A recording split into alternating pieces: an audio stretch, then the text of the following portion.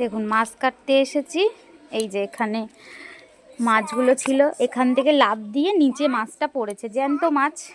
তো আমার ছেলে তো খুব খুশি। কি রে তাকায় দিকে, মাছ কাটবো বলে বাইরেটা এসেছি, অল্প অল্প রোদ আছে, তো ভাবলাম মাছ কাটলে ঘরের মধ্যে আঁশ ছিটকাবে, সেই জন্য ভাবলাম আজকে না বাইরেই মাছ কাটবো।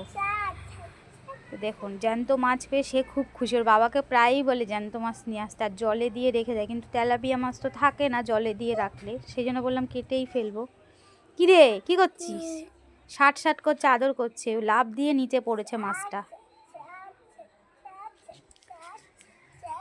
ও নড়াচড়াই বন্ধ করে দিয়েছে তোর ভয়তে।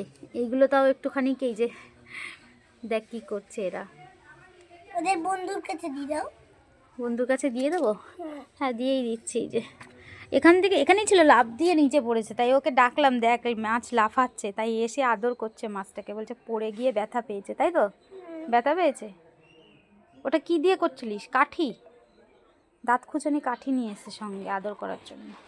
তো যাই হোক, আর ঢং করা যাবে না বেশি, বেলা হয়ে যাচ্ছে, এবার মাছগুলো কেটে নি। যা ঘরে যা।